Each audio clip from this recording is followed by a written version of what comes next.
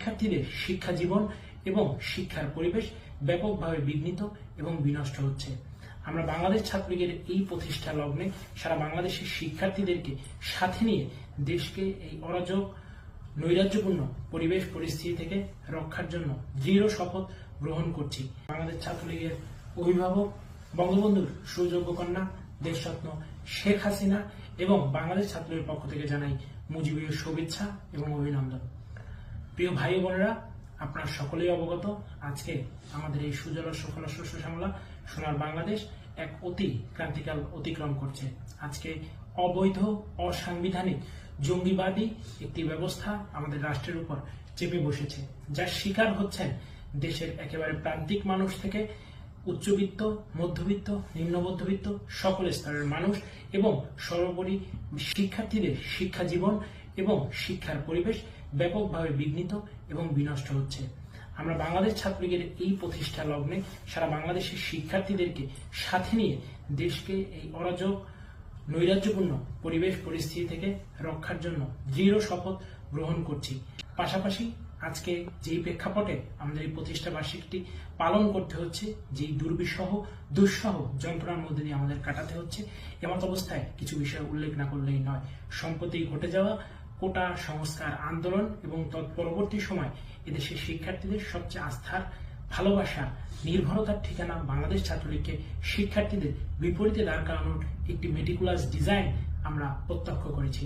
বাংলাদেশ ছাত্রলীগের পক্ষ থেকে স্পষ্টভাবে বলতে চাই, আমাদের নেত্রী, আমাদের অভিভাবক বঙ্গবন্ধু কন্যা দেশরত্ন শেখ হাসিনা সবসময় তার জীবনের প্রতিটি মুহূর্তে এদেশের মানুষের জন্য, এদেশের শিক্ষার্থীদের জন্য কাজ করেছেন। আজকে যেই দেশরত্ন শেখ হাসিনাকে শিক্ষার্থীদের বিপরীতে দাঁড় করানোর চেষ্টা করা হয়েছে, আমি তার বিষয়ে শিক্ষার্থীদের মনে করিয়ে দিতে চাই, তিনি এমন একজন মানুষ যিনি গত 15টি বছর ধরে শিক্ষার্থীদের জন্য বছরের প্রথম দিনে কোটি কোটি বইয়ের ব্যবস্থা করে সারা দেশে বই উৎসবকে একটি প্রচলন করেছিলেন, যার ব্যত্যয় এবার ঘটিয়েছে এই অবৈধ সরকার। আমি শিক্ষার্থীদের মনে করিয়ে দিতে চাই, তিনি এমনই একজন মহামানবী যিনি সেই বাংলাদেশের শিক্ষার্থীদের উচ্চশিক্ষার সুবিধার জন্য দেশের 64টি জেলায় 64টি পাবলিক বিশ্ববিদ্যালয় নির্মাণের মহাপরিকল্পনা গ্রহণ করেছেন এবং সেগুলো বাস্তবায়নের দোরগোড়ায় নিয়ে এসেছিলেন।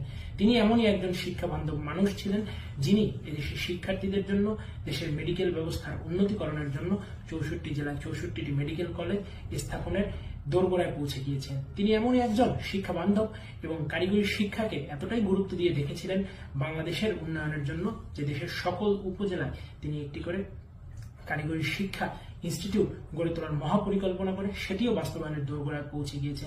যখন তিনি দেশকে নিয়ে, দেশের শিক্ষার্থীদেরকে নিয়ে এক অভূতপূর্ব উন্নয়নের রথযাত্রায় ছুটে যাচ্ছিলেন, তখনই কোটা সংস্কারের মাধ্যমে শিক্ষার্থীদের ভ্রান্ত করে তাদেরকে নিয়ে একটি মেটিকুলাস ডিজাইনের বাস্তবায়ন আমরা ইতিমধ্যে দেখতে পেয়েছি। শিক্ষার্থী বন্ধুরা, আন্দোলন চলাকালীন সময় আমি বাংলাদেশ ছাত্রলীগের সাধারণ সম্পাদক হিসেবে বারংবার বলেছি, শিক্ষার্থীদের সাথে ছাত্রলীগের নেতাকর্মীদের, ছাত্রলীগের যে শিক্ষার্থী বন্ধুরা রয়েছে তাদের কোনো দ্বন্দ্ব নেই, তাদের কোনো সংঘাতের অবকাশ নেই।